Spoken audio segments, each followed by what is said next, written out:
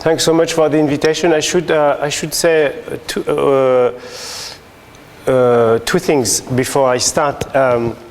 I came here on Friday, and I've had a sinus infection. Not that it's very interesting. Sinus infection since then, and I'm sort of nearly completely deaf. So if at some point I come very close to you, it's not that I'm trying to force intimacy, but just that I can't hear you very well for questions. And also the other thing is, this is a job talk, and there are different traditions and standards for a job talk. But because I'm not fresh out of my dissertation, I decided not to give you a chapter of my dissertation, which I know too well now. But instead, I am going to give you an overview of what I did with the elements that are most relevant, and then see how there is a nice continuation between what I did and what I'm doing now. So there will be, and the common theme is information as a socio-technical problem. But before I sort of visit these two part of what I did, I just want to give you a very short idea of where I come from and what I've been doing. And so basically, I come from a mix of STS, of Science and Technology Studies, Anthropology of Science, and economic sociology. And I have developed a few themes during my past life in France and my current life at MIT in the US. And I just want to give you a very quick overview of what these themes are, and also briefly give you a sense of what the influences are. So basically the context of my talk. And the first theme is the idea that I actually borrowed from STS, and I learned from STS, the fact that markets need to be studied in the making, so sort of markets in action.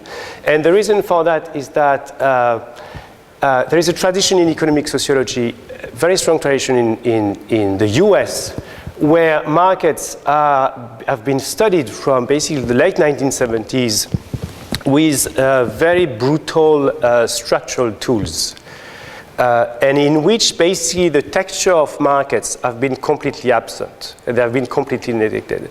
So one name, just to clarify that, is Harrison White, who in 1980 wrote the article that all economic sociologists cite, on basically where it defines what are the structural elements of a market. And from then on, all the PhD students in economic sociology in the US have been basically refining this model. And that model, the problem with that model, is that it completely neglects and overlooks the element of uncertainty and the element of creativity that come in markets. So that's the second element. That's sort of the consequence of, stepping away from a structural and functionalist approach of markets.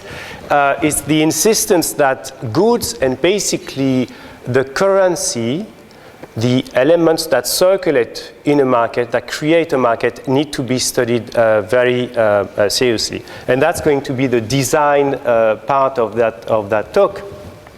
And the interest there is on goods, and on goods as the Smithian good, the pigs, the iron, all the goods that economists have been playing with for a long time, and also the goods, sort of the normative elements that preside to the unfolding of a market. And you see that a student of mine and I have been working on questions of xenotransplantation, using pigs' organs for humans.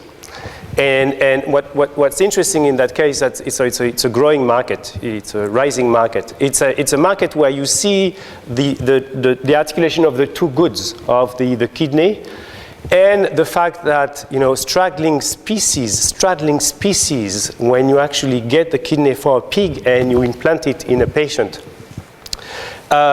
raises all kinds of questions that the medical body and the medical doctors and the patients are trying to solve as the market is growing. So it's really the articulation of, economic value and sort of social values, and how, if we actually pay attention to the design of goods, we can say something about that. The third one is very much what STS people who study markets have been employing is the fact that, behind every market, you don't necessarily find the hidden structure of Harrison White, but what you'll find for sure is a set of technologies that basically stabilize the market and that make it predictable, that control uncertainty. So it's the idea that if we actually want to pay attention to goods and markets, we can't only look at actors, but we need to figure out how to describe the articulation of goods, actors, and technologies. And the last element, which is the most important element now, is the fact that once you apply these sort of three approaches, then you can really say something about the politics of markets, and something that is quite different from what economic sociologists have said for the past 30 years, which is that basically markets are just a form of, that we can read in markets politics. A pretty brutal formulation of that is in Neil Flickstein, and a non-brutal formulation of that is to say, well, if markets are actually expressions of technologies, if the design of goods count, then maybe the questions of politics of markets need to be revisited. And the brutal opposition between markets and non-markets or market economies and previous forms of transactions is a bit too brutal to actually account for the variety of markets. So the idea is to deploy and document the variety of markets. So it's a research program that looks at the ways in which people and persons and goods are put together through the institutions, the various institutions of markets. So these are the influences. You understood economic sociology and anthropology, STS, and more recently, new quantitative methods, digital humanities, that I will elaborate a bit in the second part. And these are the publications, and I'm going to move immediately to the first part of the talk. And the first part of the talk is basically a very quick summary of the book that came out of the French dissertation, Codes of Finance, with Princeton. And this book was interested in studying information and how people working in a large investment bank, a French investment bank that we call General Bank, struggle with how they struggle with information, how they actually try to figure out ways in which they could reconcile the body of the corporation and the fact that they were designing financial products and they were taking finance to be a game with information bits. So that's sort of the gist of the project. Very quickly, the method, and so that's just a way of telling you I spend sometimes in the bank. In different units of the bank, and for a few months. And so I was at some point an employee of the bank, and I used sort of this participant observation position to collect data. And also to give you a very brief idea, because sociology of finance is in a way a growing field, and I want to just give you a sense of what's sort of new in that monograph. There is an old tradition of detailed ethnographies of markets and exchange, and people have actually moved to finance And Ellen Hertz and Kate Zalum have produced wonderful monographs describing, rising financial markets in China and all financial markets in Chicago and in London. We have also oral history of financial engineering, and Mackenzie is the one person that everybody knows, and so I'm going to cite him too. He's basically rewriting the history of finance post-1960s in a way that classical historians of finance find very strange, because he pays attention to tools, formalisms, products, and communities of practice. And you can imagine that the history of finance is the most Whiggish history that you have to imagine that it's the most conservative history that you can think. Because it's actually done by ex-financiers who late decide to write the history of their field. And there are also very detailed studies of bank trading rooms, and Carrington Orsetina is also one of the scholar who has been dedicating part of her recent life doing that. And then we have other strand of literatures in economic theory that take financial markets as objects of study.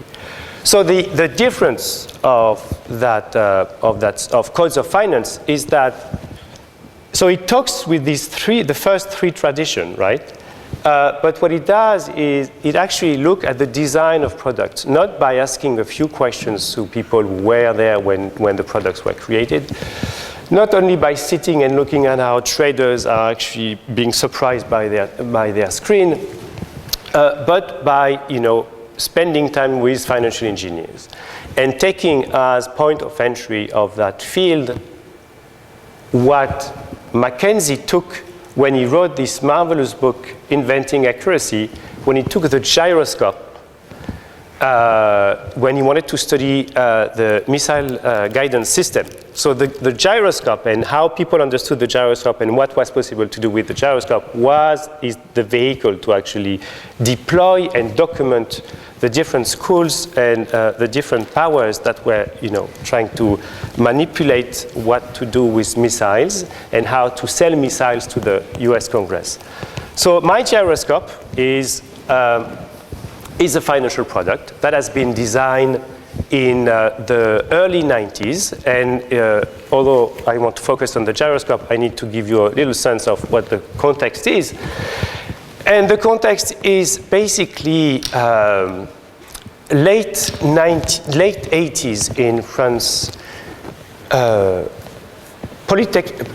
Students from Polytechnic and from math departments in Paris are approached by a few investment banks. And so far, there was no connection between the mathematicians proper, the physicists proper, and the world of finance. For sort of pricing questions, not exactly that kind of thing, but for pricing questions.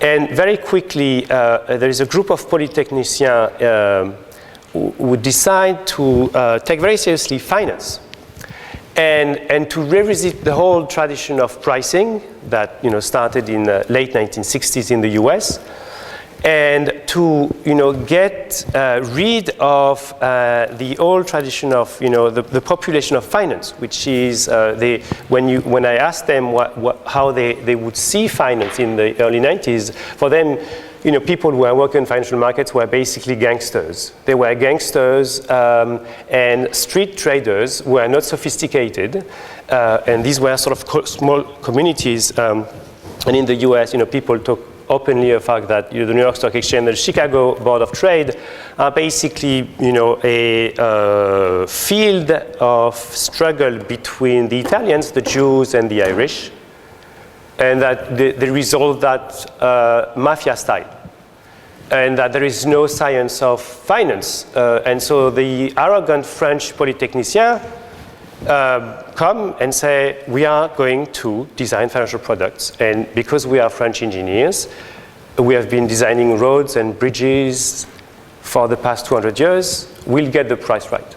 So here they come, and they start developing these kinds of products, and it works very well. The General Bank, makes huge profits. The problem is that they really approach finance as it's actually easier than what we used to do, because bridges and highways, it's actually there are stuff. There is a real world. So sometimes, whereas this is a Wittgenstein. I mean, it's really Wittgenstein. It's a language game. We just construct the world. They are trained in mathematics, and we construct the world, and we get it right. We construct it. The problem is that they actually move into a bank, and that bank, as most banks, is actually a complex ecology of professions, occupations, and it's surrounded by a variety of people. So, they take finance to be a game, an information game. Just describe working on a few complex engineering systems.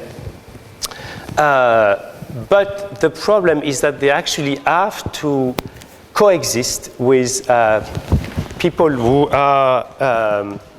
who in the 1970s had absolutely no training in mathematics.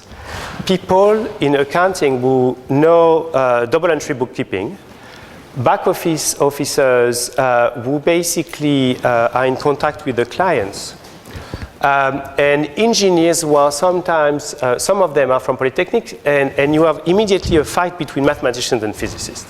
So it really become what, some people who like STS, they usually cite Peter Gallison's notion of it's a trading zone. It's a zone where, things, objects circulate because people have different views.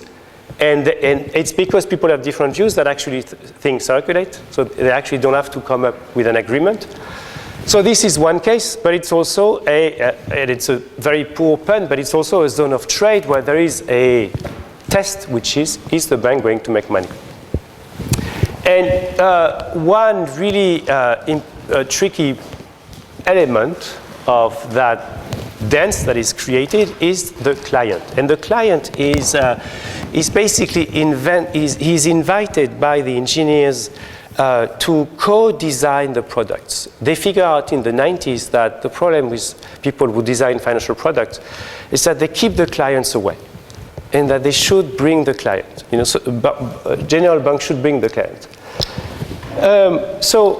They start with the dream of ethereal finance. That's what they have in mind. They have to coexist with a variety of people who do not share their training, and they actually bring into the bank a client in a way that completely disrupts the routines that they are trying to create, because the client actually is given the possibility of revising his contract. I will go into more details of the paper, the prospectus later, but this is a big problem, because now the client stands on an equal footing with the engineer, a quasi-equal footing. And so because the client is so present, he needs to be pampered. He needs to have constant feedback on what the product does. So you have a trail of documents that start circulating, and each unit of the bank has its own document describing what the product is. Okay, so I'm going to give you two examples. This is the ticket. This is basically what a trader uses when he creates a product. Okay, so this is the sketch of the product, and the most important part is right there. Okay, so he actually writes a ticket, he keeps it for himself, and he duplicates it and sends it to the back office. So the back office creates another version, which is that version. So you see, these are different versions, and once again, because these products are complex, they can't be priced easily by the software of the bank.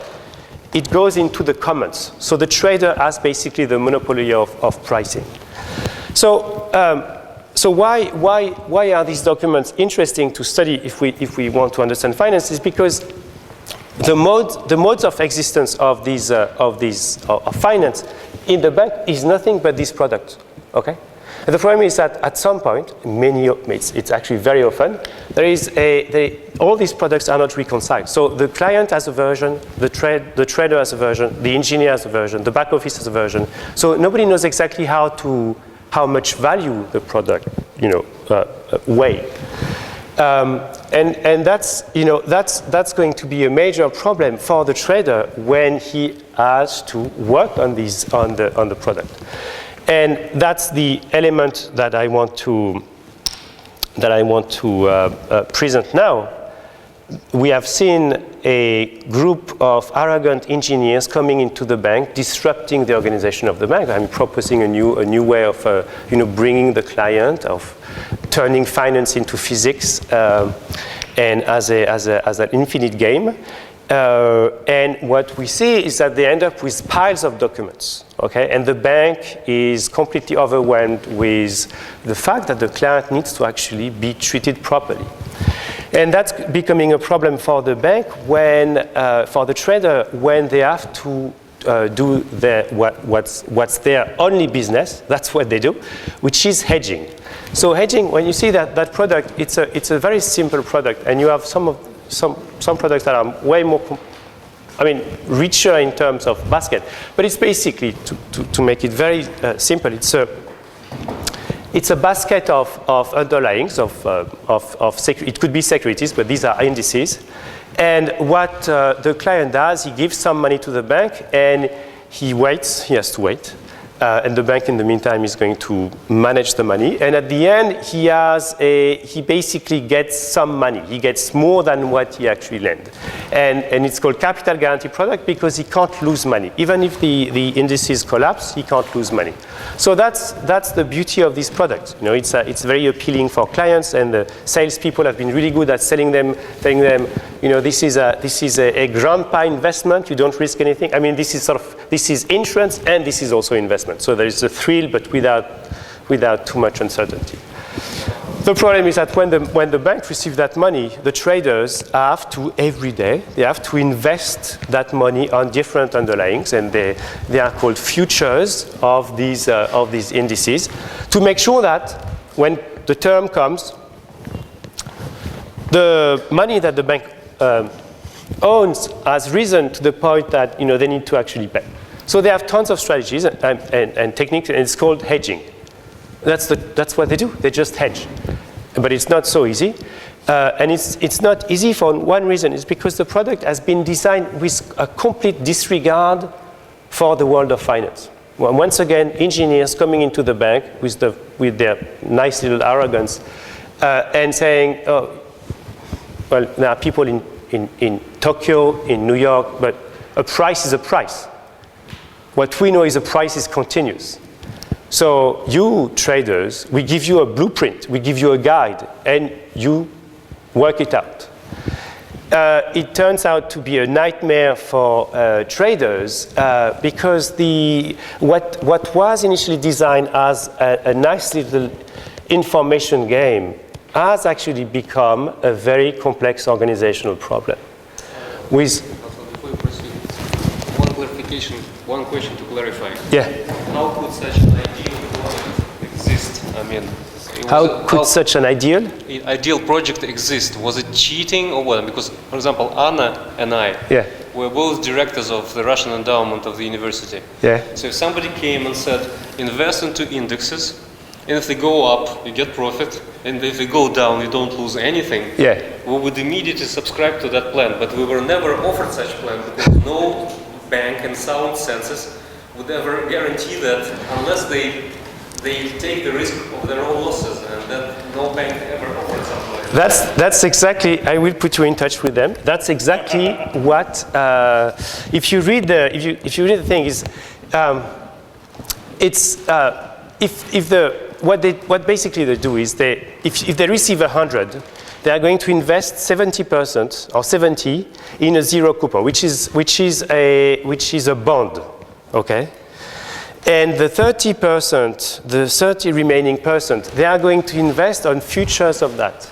And what happens is the zero coupon, after 10 years, will actually produce enough, it will produce the initial capital. And the 20% that they have to grow, they will grow by investing daily on the futures. I'm surprised because they managed to sell these to even the smallest, a small hotel in the French Alps. And it was very strange because I couldn't see exactly the need for that. But they were very aggressive with the result. Anyway, so why is that a problem for the engineers? For the traders or the engineers? They were very happy. Design a ideal product, pass it over to the traders, and the traders they discover for some of them for the first time that actually the bank is an organization. The bank is not just a blueprint with a few names that you know but you never see. They actually get to know people that they would never know, that they hated because they would see them as the magic traders making money, and now they had to actually deal with back office people, with accountants, dirty accountants who they knew nothing about finance. So basically the product is creating a very sticky organization, although the dream was to turn the economy into a price, into a slick, infinitely fast price that you could play with. The consequence is that it's entangling service, okay? And the reason is simple. The competition couldn't follow General Bank, okay? You twist it enough and the competition can't follow you.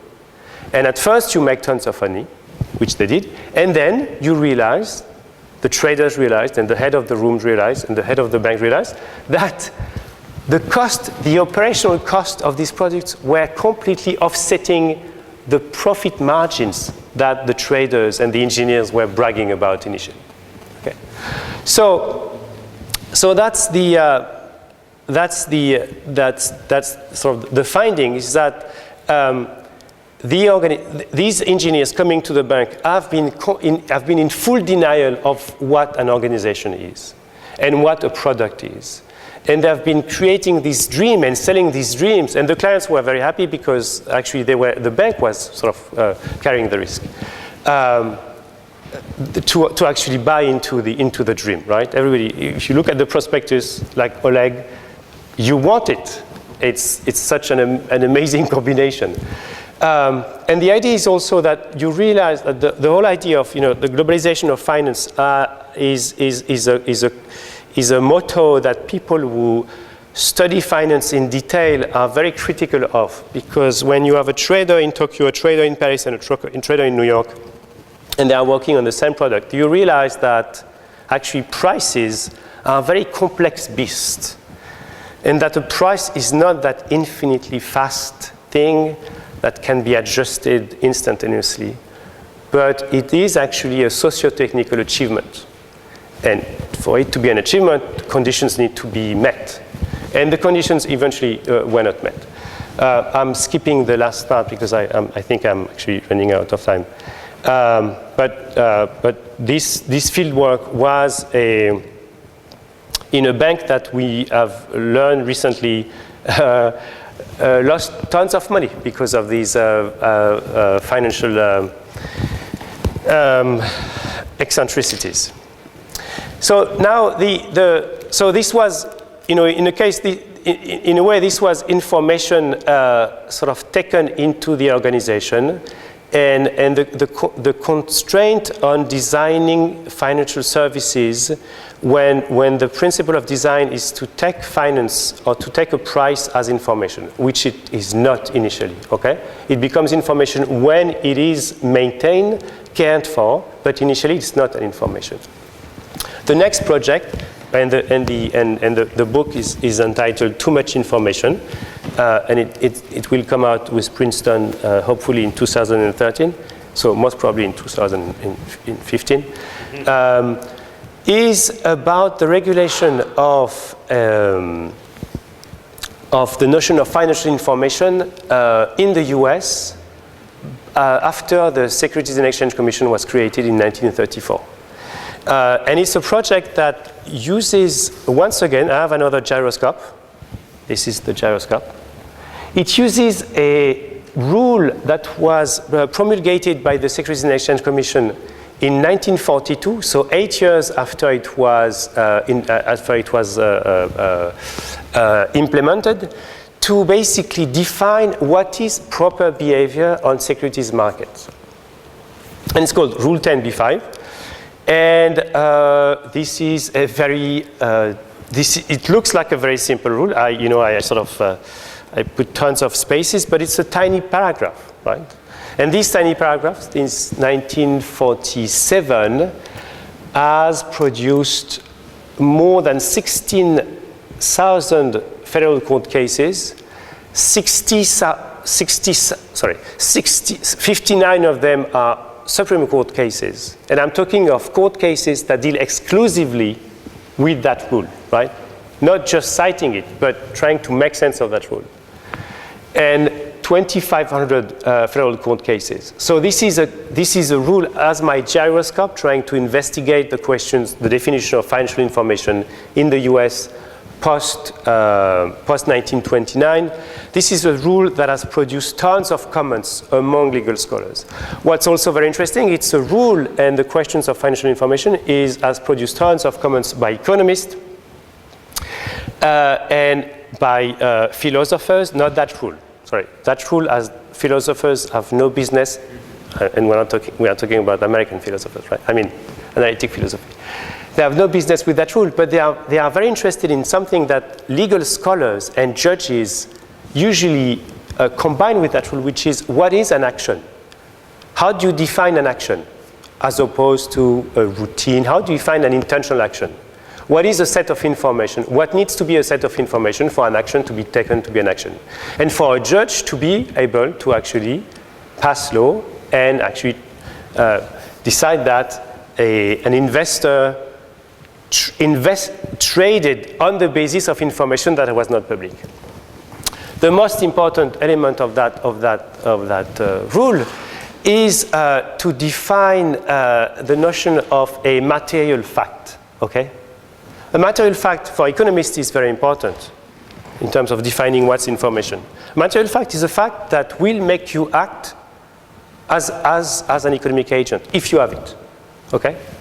So it's very important. It's fascinating because it basically tells you it set the standard of action on a market, which is a very tricky notion. So this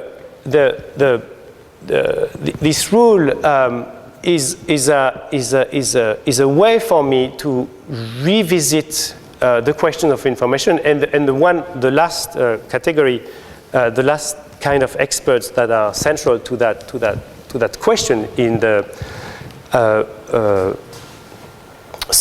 post-Second World War are obviously information theorists. Okay? Information theorists who are actually read by economists, who are also read by philosophers, and the project is to basically trying to look at these disciplines and see how they interfere with each other. So, that is sort of mainstream, classical STS, boundaries of science kind of project. The difference is that because the lawyers and the legal scholars are so central to that, as you know, in the English Anglo-Saxon tradition of common law, judges interpret the law, but they don't resort to expert bodies. Okay, this is not legitimate source. The primary sources are the statutes and the precedents and the way the statutes have been commented by previous old white judges. If an economist says something about information, it's not going to fly easily in a court decision. Well, it turns out that it flies very well in many court decisions, but it borrows different avenues. It goes into law journals before going into courts. So you have silos of expertise. You have, well, the judges actually, they are expert of nothing, right? But you have economists, you have psychologists, and in between you have the legal journals, and through the legal journals, that body of expertise actually seep into courts. So the idea is to try to use different methods to basically beat the judges at their own game, which is to hide their sources, to hide sources that are not legitimate. And very quickly, in 1966, after 24 years after this rule is passed, we have a comment by a very famous lawyer, Henry Maine, who writes this book called In Defense of Insider Trading, and starts a tradition of Rule 10b-5 bashing by economists and by legal scholars who are trained as economists. So you have a whole tradition among legal scholars which is called law and economics. And law and economics are basically the bread and butter of law and economics is to do Rule 10b-5 bashing. And to show that the standards of fairness and the standards of efficiency are orthogonal, and that we should just discard fairness once and for all and go for economic efficiency, because we know how to do that. What's also very interesting with Maine, he starts a tradition of that really takes off after the 1950s of creating typologies of markets participants. And so I also use that regulation as a way in which I can describe how economic theory has been reacting to regulation, and the way of reacting to this regulation has been sort of the definition, a series of definitions that become very central, that become central for lawyers, and that are slowly going to be naturalized. And so one of these definitions, this is the last element, it's these kinds of definition. The notion of sophisticated investors. It's a beautiful notion, sophisticated investors. And in 1989, the most beautiful is the noise investor. The investor that trades on the basis of noise. So when you have these sort of fictional characters sort of popping up in articles, you have the attendant definition of information. So we can see the proliferation of many definitions of information, of economic information, through, sort of basically all these like 40 years of fight between the SEC, the Securities and Exchange Commission, and economists. So just to give you a sense of where that rule comes from and where that concern for regulation comes from, and how from 1930s basically to 2000 and to now we have a major transformation. In the 1930s, the SEC is created, and the notion of information is completely absent of the birth of the SEC and all the discussion of the SEC. There is not one mention of information in the PICORA Commission, which is the commission that basically led to creating the SEC. Right after 1929, things had to change. And things had to change because in the First World War, for the first time, the federal government decided that finance was good and that we should attract small investors to buy T-bonds to fund the war. Okay? So they figured that one way of actually creating a cement, a glue in the new nation with waves of immigrants was to actually focus on finance. And 1929, everything collapses, and the problem with that collapse is that the trust that small investors, and we're talking very small investors, had in the financial system is gone. And the risk with this trust being gone is that there would be social unrest, more social unrest than what we saw. So 1932, 1934, the definition, basically the SEC is created on the premise that the crisis was caused by a few individuals in Wall Street who were manipulating the market, okay? But we're not talking of information. They were manipulating the market. So they were basically making sure that competition was actually not, was not against them. And the idea is that what needs to be protected is the universal investor. So the investor that was brought to the market during the First World War to fund war. Now, I fast forward to 1987, another sort of traumatic crash. And 1985, 2 years before 1987, we have the invention of the notion of the noise trader. And the noise trader is it's a small trader. It's like an it's that one. It's the universal investor. But although he was protected in the 1930s and all the regulations were meant to protect him, in 1987 now he's blamed. He's blamed because he's investing not on the basis of information but on the basis of noise. Okay? So, and now what needs to be protected? Not the small investor, the market needs to be protected. And you look at the publications of all varieties between 1987 and 1997, and it's all about the weakness of the financial markets. The financial markets needs to be protected. We need to protect it. How do we protect it?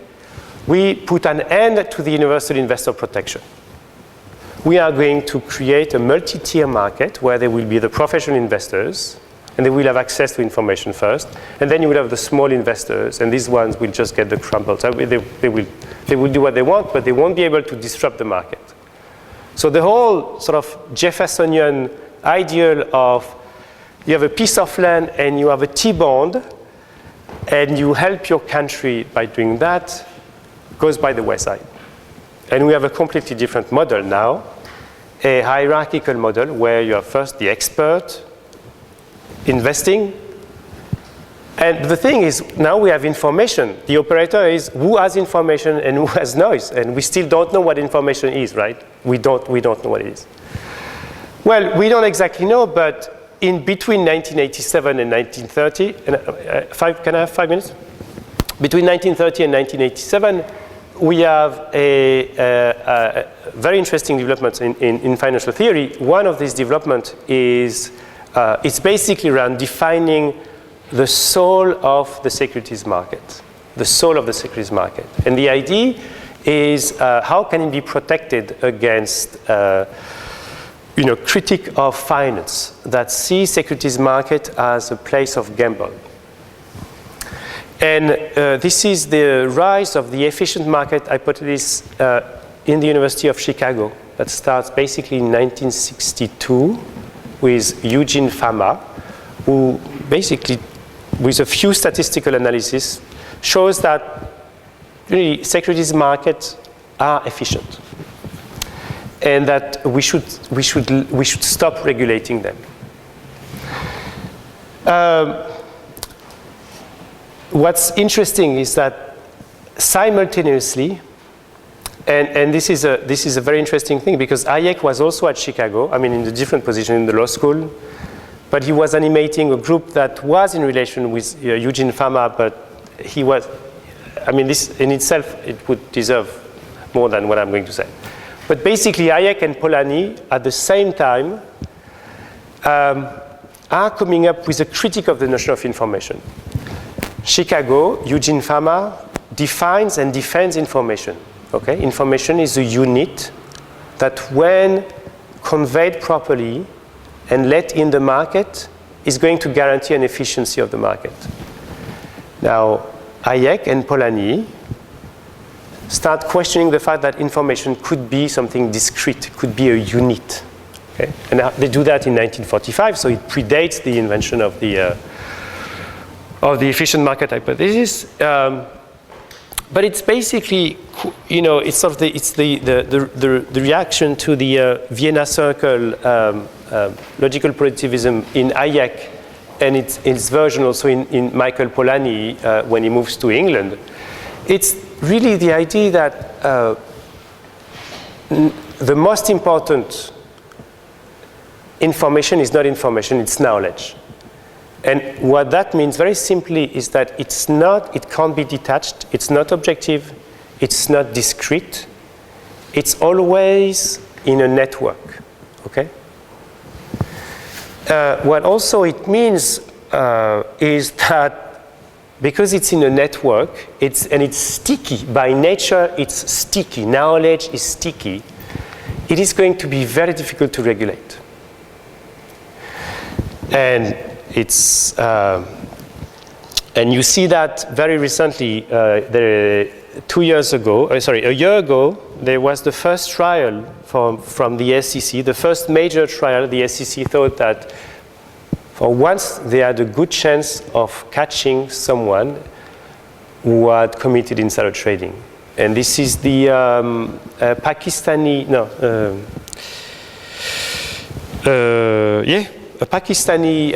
investor, Rajaratnam, very wealthy hedge fund investor in New York, the Galleon Group, who got caught receiving information from officers from major consulting firms.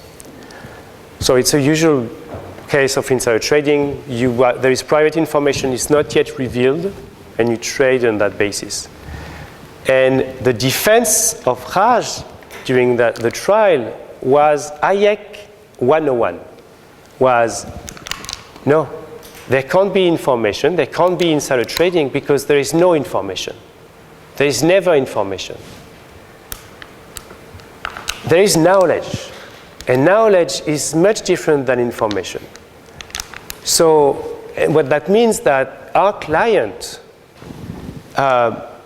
made his decision based on the whole history, his whole experience of markets. It's not that one piece of information that triggered an action, but it's the very thick layers of exposure that he had to the markets, and he realized that there was something that would that would happen, and he decided to act, okay? So in terms of theory of action, it's no, there is no information, there is only knowledge. And we can't really analyze these rays of, you can't call them information, these rays of, you know what I mean? What he receives, the things that he receives, they are always uncertain, they need to be interpreted, okay? They can't be, there is no easy calculation. So at the same time, 1960s, it starts actually earlier with Hayek, you have two different theories of information as unit, discrete unit, or information as knowledge, sticky knowledge. And I'm just going to finish up because I'm probably where we need to discuss to show you that that question and that tension is emerge in the courts in ways that are not always very subtle. The efficient market hypothesis tells you that at any time, the price of a securities reflects the value of the company. Okay? So 1985, we have this very interesting case. Actually, it starts in district courts in 1978, but it takes 7 years for the Supreme Court to decide it. We have this case where the majority opinion basically cites literally the efficient market hypothesis. Okay? And the way they cite is that the market is interposed between seller and buyer and ideally transmits information to the investor in the processed form of a market price. There is no manipulation, right? Thus the market is performing a substantial part of the valuation process performed by the investor in face-to-face transaction. So what these, and this is the most important cases of the 15,000 cases that I study. What that case means is that we can basically rely on that theory instead of launching a long, costly investigation of whether and how an investor got access to information, private information. what we can do is we can do econometrics, and we can test whether a market price would have changed should a piece of information have been launched into the market. Okay? So the burden of proof is no longer on the investor showing that he basically didn't have private information. The burden of proof is on the market. Now the market is going to be the operator that allows the judge to figure out whether there was fraud on the market. And that's what this legal theory is called. It's called fraud on the market. So you need that theory of information, discrete information, the theory of the market, efficient market, to produce that kind of legal decision. And as you see with the dissenting opinion, not everybody was very happy with that, because the fact that legal economic theory becomes so central to the decision means that the work of the judge is completely reconfigured. And he basically doesn't, and the SEC doesn't conduct its cases the same way.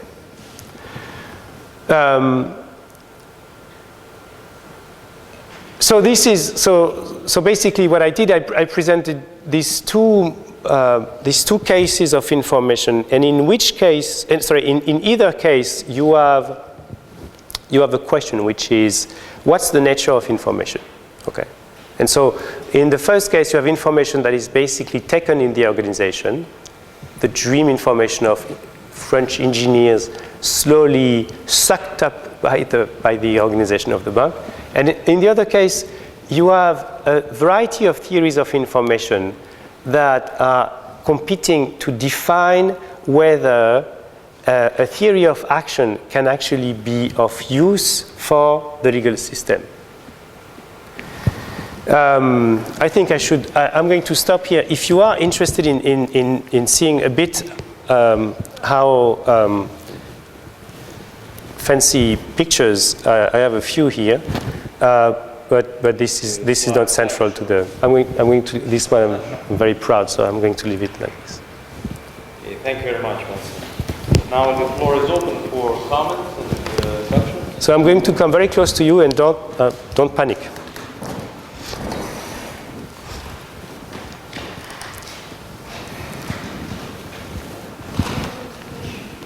Yes, Irina, very good.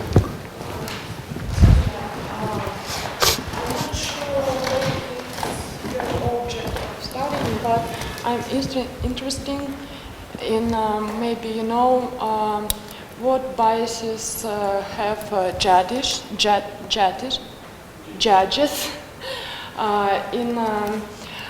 their decisions in these cases. What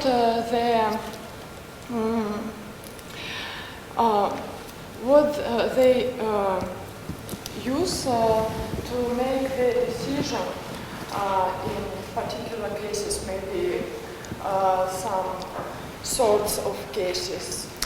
Oh, so you mean so when the SEC tries to prosecute an investor, yeah. what's the standard of proof for a judge? Basis of the deal of the case. Yeah. Okay. So, okay. There are some sorts of cases, typical cases, like in financial frauds. Maybe there are some kind of cases have properties that combine them in particular types. I don't know. No, you are completely right. So two things. One is so insider trading is a very interesting case because you need to show. You need to show when you defend yourself. You need to show that you didn't have access to information. And the burden of proof is on the defense to do that. So that's why constitutionally it's very. Rule 10b-5 is very contentious, and tons of radical legal scholars would want it to be discarded and replaced by different rule where the burden of proof would actually not be on the defendant. You need to show that you didn't know. This is not, when you think about it, it's actually not completely straightforward. And that's, so that's why for Rajaratnam, they managed to get, he was actually on wire, and he was his telephone was on wire, which means every time he would actually get a piece of information from an informant, they would sort of keep track of that and try to relate that to his next investment. But he was on wire for a few months, but only on a few cases they actually managed, because if he gets a telephone call and he waits a few days, he could say, well, if I'm really on the financial market, you don't wait a few days. Information is a very elusive currency. If you know now that a bank is going to go bankrupt, you don't wait a few days to sell the security. You do it immediately. So the investigation was also constrained by the way finance people think of themselves as sort of as a tribe. How do we behave? When we have information, we don't wait, we don't waste it. The other thing is, you are completely right that there are forms, there are types, because it's a very broad rule, and so there are types of cases, and so one type is the fraud on the market, and another type is the questions of the misappropriation of private information. Because if you go back to the rule, you see that it's very loose in terms of defining who has a fiduciary duty. So I'm a corporate officer, and I know that my company is going to go bankrupt, and I have a few friends. Okay, if I tell them directly, these friends, if they trade on that basis, it's not very smart from me. Then if I use different people, if I create like a network of informants where I basically destroy the fiduciary duty, then it's much easier. So that questions of what it means to be directly or indirectly is very tricky, and it creates a series of profiles of cases. One of the question is a law firm working for a company. The fiduciary duty, maybe I should explain, is what's your duty vis-a-vis your shareholders. Okay? If I'm a corporate officer, my duty is to my shareholders. I need to tell them what's going on. So if I tell a friend of mine who basically sells all his securities so that he basically saves himself a collapse, I'm basically defrauding the shareholders. So that's my fiduciary duty. Now, if I'm a law firm working for one of your company, then what's my duty? It's not clear what's my duty. Yeah. Ali. So you have to yell. Let me ask you a question of a devil's advocate, actually. It's very simple. It's a question from a job talk, not a question about science. Now, how would you defend your position if the following statement was to be pronounced by someone?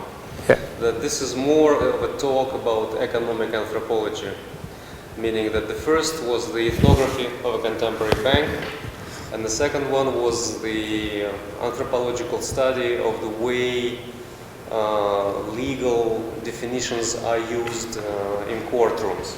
Yeah. Both are studies within economic anthropology. So why would a person insist that with that kind of stuff he can teach first STS, second sociology?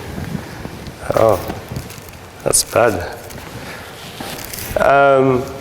Well, the first is economic sociology or economic anthropology. Where I come from, I mean, for those of you who know, in France, the distinction between sociology and anthropology is not as fiercely debated as in the US, simply because there is no money. So why don't they just stay friends?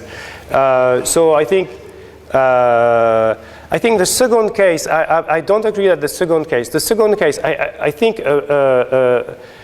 The second case is, it could be characterized as, and that would be a mean characterization. That would be legal history and history of economic ideas. That would be a mean. That I would be offended because that's basically the transformation, that the study of how basic economists and legal scholars have reacted to a move in the 1930s. And I think some people would see that as sort of simple legal history. And to that I would say, well, if legal history, I think now that I'm actually reading legal history very seriously, I think legal history has a lot to teach to STS scholars, because they work on a series of formalisms, legal formalisms, that are in a way much more complex to decode and to understand than the worst physics formalisms. Okay? So that's what I would say. I would say I am completely fine being a legal historian or an STS doing legal history, because I think that the way basically legal scholars and judges inform regulation needs to be studied with different tools than sociologists of law have used in the past. That's what I would say. So I would say economic anthropology, economic sociology. I think economic sociologists, they also spend some time in companies. And the second part, to me, is not really economic anthropology. It's more it's more STS applied to the last 60 years in a field that is really a central case studies of the main questions of STS, which is the boundaries of science. But the questions of expertise and the questions of boundaries of science. That's what I would say to the devil's advocate. And where is the boundary in this case? Sorry? What would the boundary be? Where do you see the borders, the limits, where what you say is not economics, where what you say is challenging the traditional economic science? Well, the boundary is, I would say, it's a legal question. So you have a piece of regulation, 1930s, and you have a view of legal reasoning that basically excludes bodies of expertise that are not precedents and statutes. And the questions of boundaries is there questions of porosity. So from the 1950s on, how much have legal scholars and judges bought into economic formalisms and economic theories? And what you see is that it's been completely institutionalized, because you have foundations in the US who are actively promoting the end of that regulation, who are basically funding departments. George Mason University, it's nothing but law and economics scholars. The only word is efficiency, and you see, the one thing that is most difficult in that project is to actually track judges having their education and basically tracking their decisions, and see how judges in the Ninth Circuit have been creating theories, have been writing theories that now become sort of the background of that discipline. So the boundaries, I mean, to me, the boundaries is that, I mean, I think it's a political question, the fact that law and economics is now becoming mainstream in law schools, and that it's become expected that people who are going to teach corporate law, securities law, have a PhD in economics. So there is another set of boundaries, which is among economists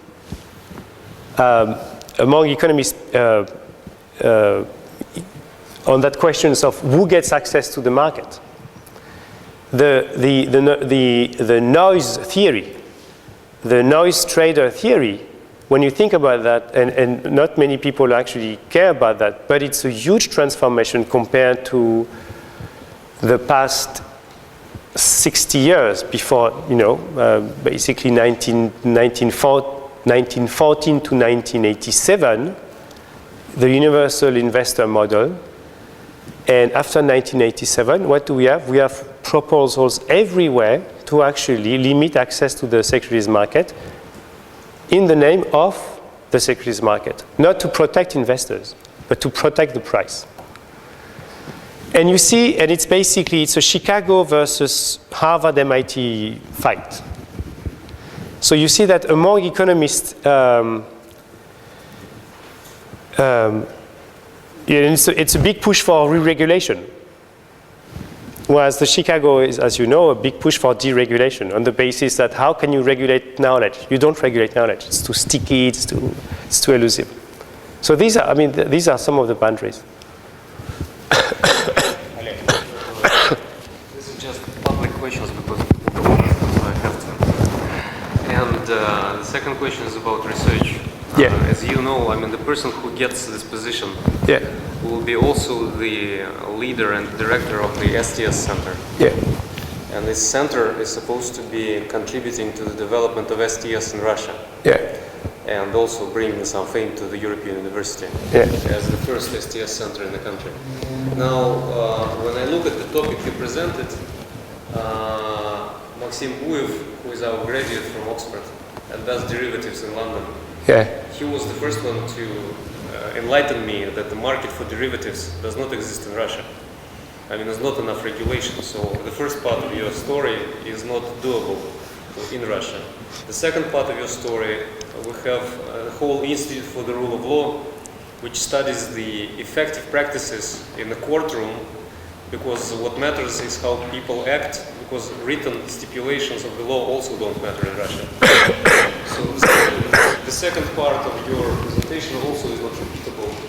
Defaults for the future, let's say for the next 3 years. You can study Finland.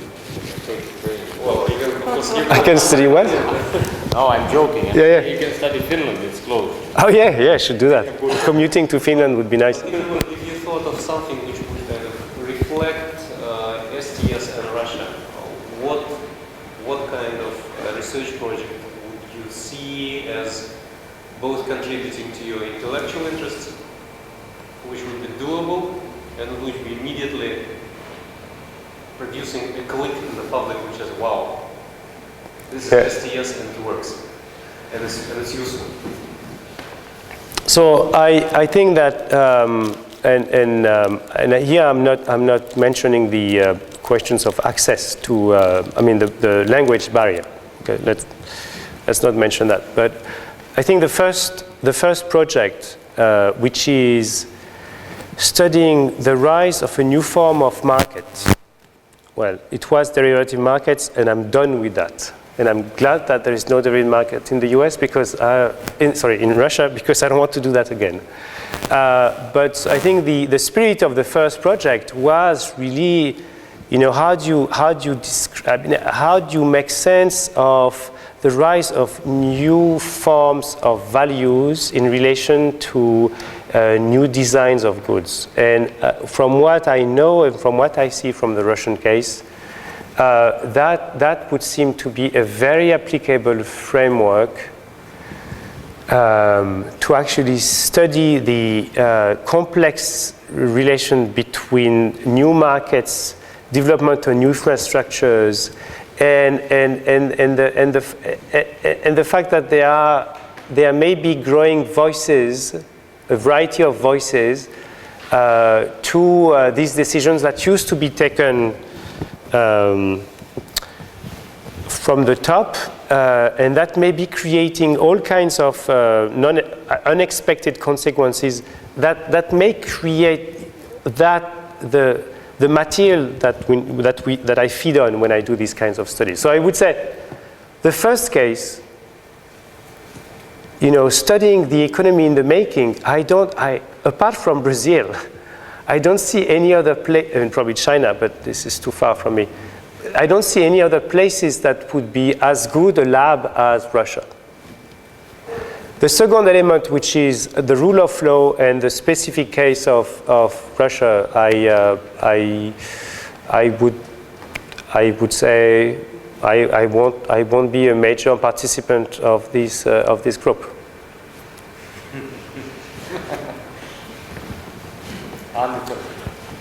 Sorry, this is also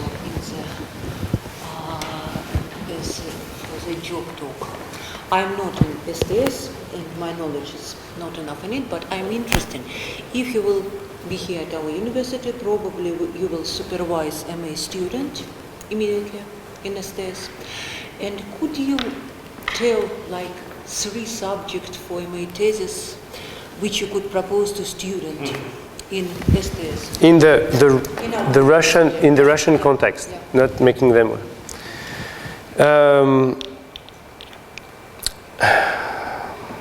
Well, I would say I'm very interested in, and I don't know how this is possible, but one thing that I'm interested in is the development of the market of private goods and the rising environmental consequences that could have, and what's the articulation of that? Okay, so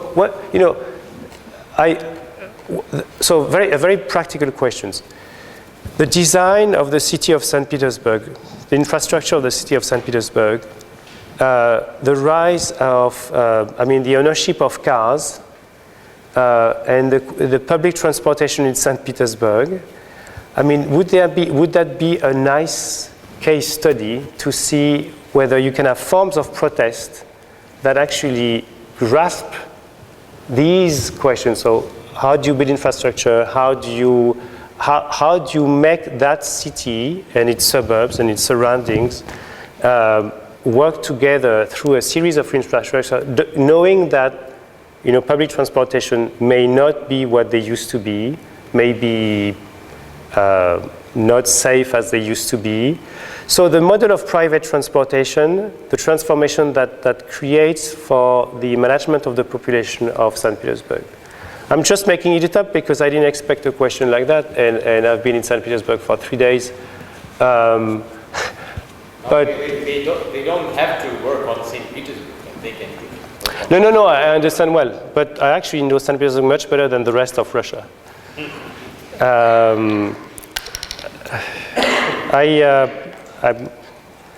I think that I would be interested in having students work in the banking system in Russia, but this is a very general question. I'm not going to give you 3. I can't give you 3 very definite and topics. I need to think about that, and I'll send you an email.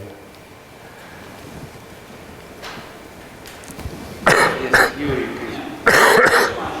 Very interesting, inspiring presentation. I just want to bring to your attention one aspect of Russian situation dealing with the problem of information. I came to this case just after my reading of business newspaper RBK.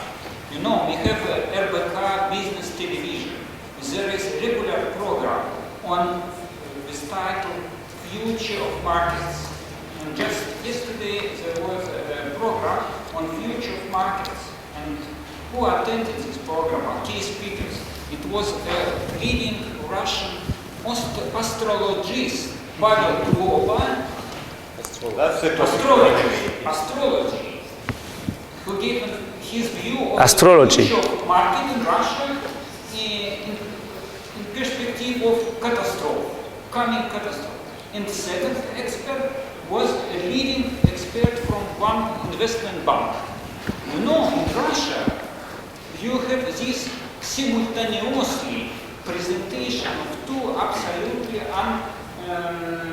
unadoptable views of information: astrology and.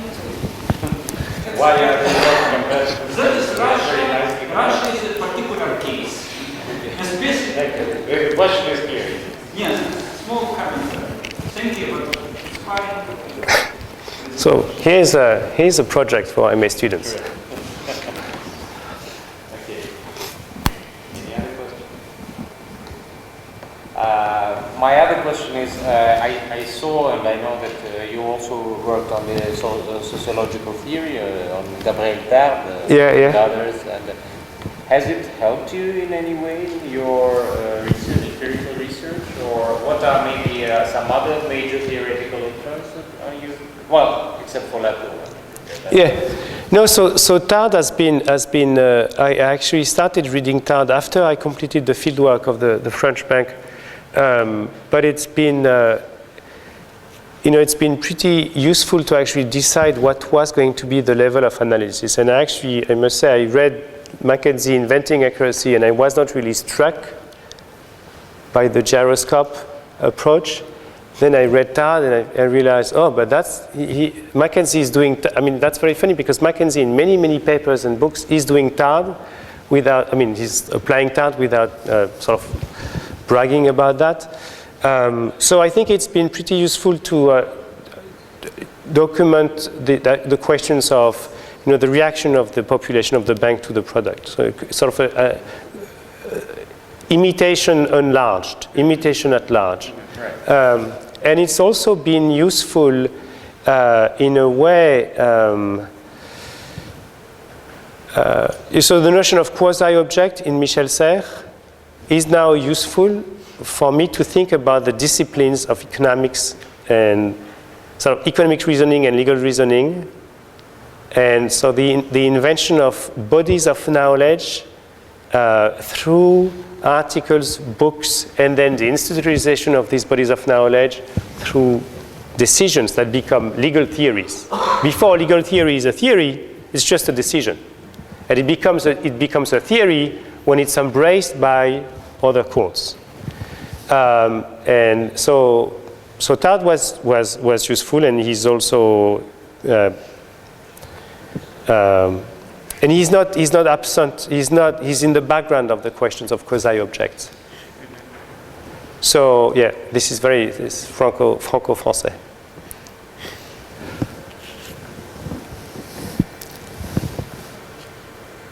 Yes, Ekaterina.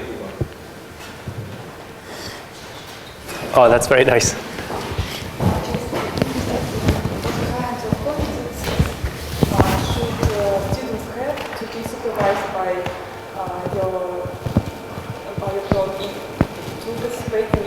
Should they be good in mathematics or in economics and so on? So what kind of the background of students so that they be supervised by me? No, because I at MIT I've mostly been working with students who have no real interest for economics as such, who have some interest for markets. But my student working in xenotransplantation, she had no previous exposure to economic theory.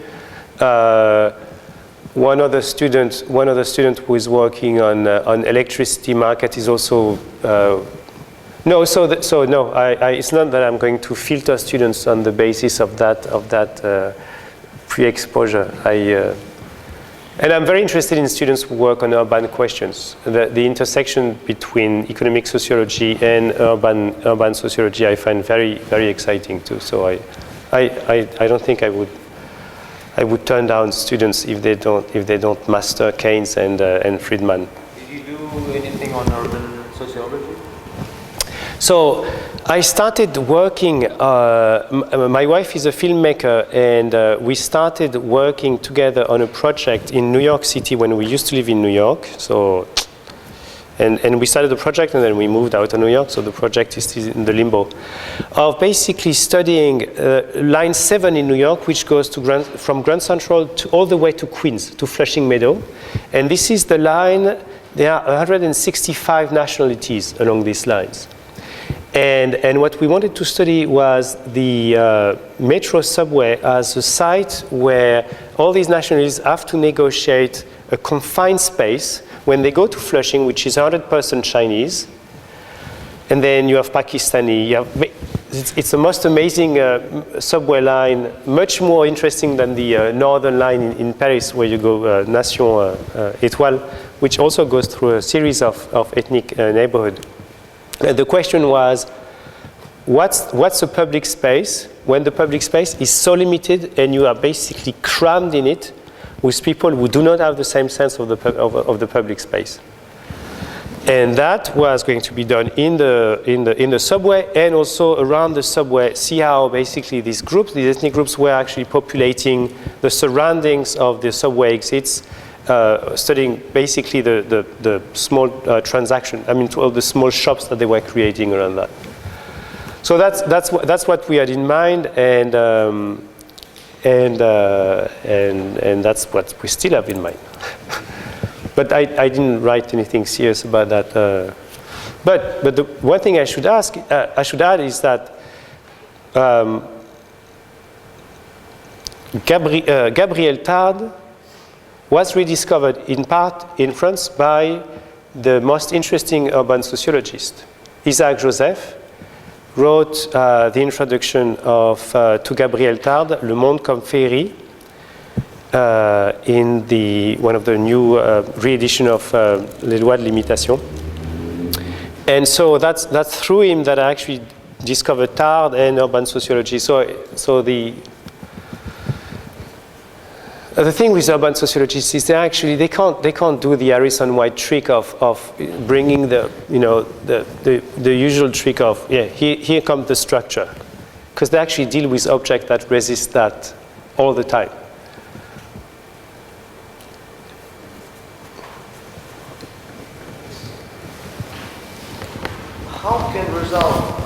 How the results of STS research can be practically useful, and maybe you provide some examples of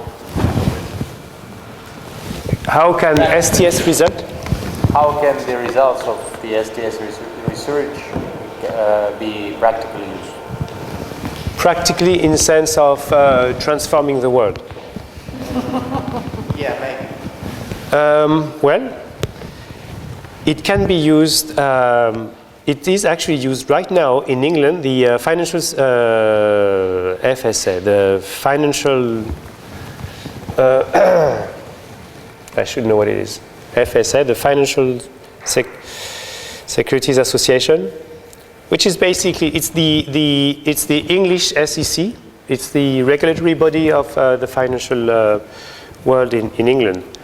Is now commissioning a study to Donald Mackenzie, to Yuval Milo and Daniel Beunza, who are two other STS scholars who do finance at LSE, to think of ways in which they could re-regulate speed trading. So speed trading is that now most of the prices are actually the product of orders sent by computers through algorithm, and it creates all kinds of problems. And they contacted two groups of economists and one group of sociologists, knowing that they work on questions of prices. So that's one. That's one that is very related to these questions. The other one is that if we look at if we read STS, if we read the Dutch version of STS, for some reason that I do not completely understand, the STS has been very closely involved with questions of public policies, and especially in questions of urban design and urban policy. So that would be That would be what I would say. You have an experience of being within different academic cultures. Yeah. So, having in mind supervision over PhD dissertations or dissertation of this level, or would you compare, for example, French and American experience? What is good and what is bad in different practices of supervision? I like this question. So this is really good question because I've been thinking. It's good for me because I've been thinking a lot, so I have something to say. So the French system, what I like in the French system, no, let's start with the US, it's easier.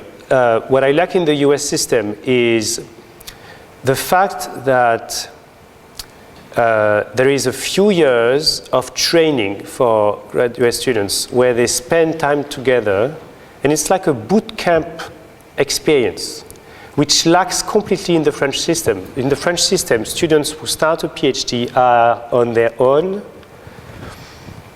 They are left to themselves. They see their advisor when the advisor is available. And there is no required courses, so that they read what they want. Okay? There are seminars, it's not required. So what I like in the US system is that the students are actually protected from being lost after 6 months. What I don't like in the US system is that despite the fact that it's a little community, the model is still very much on single-authored research. So what lacks in the US system, and it also lacks in the French system, is to actually introduce students to research from the first day of their graduate studies and do that collectively. So that's something that I actually never managed to put to work, to implement at MIT because I was junior and because tons of people were resisting it, was to turn the first year, the first term, instead of introducing the students with 6 books a week, you can't sleep, you have to discipline yourself, and disciplining oneself means one thing, is to learn the tics of academia. Not actually, you can't read 6 books a week and digest them. So you learn the tics of academia, and we all know these tics when we go to conferences. But so instead of that, what I had in mind was very, very few readings, and basically starting with a project that all the students would work on. And that would be a project that would involve, fieldwork, archival analysis, and also reading text. But it would be an organic sort of development of the fieldwork, looking for archives, figuring out how to present these documents and to study these documents, and then reading so that you can actually contextualize that and make sense of that. Which I thought would be a really good way of introducing, because the way it works in the US is that they read for 2 years, and they come out of that and they can't take it anymore. They can't read anymore. They are just disgusted. They don't know what it means to read because they have been fed too many books. And they basically start doing field work when they already hate it. They already hate it, and they have so many references that they have become these robots where they cite everything, not knowing what the depth of that thing is. Whereas if we were to do what I had in mind, it's just one example, would be to start much slower and introduce the students to practical research very early and do that collectively, so that what they learn also what it means to actually collaborate, which is highly needed now. And they also get a test of all the ways in which you actually approach fieldwork, document, sort of what I do with Andrei Mogutov, sort of, when you have 16,000 court cases, you can't read them, right? So you need to find ways of approaching that.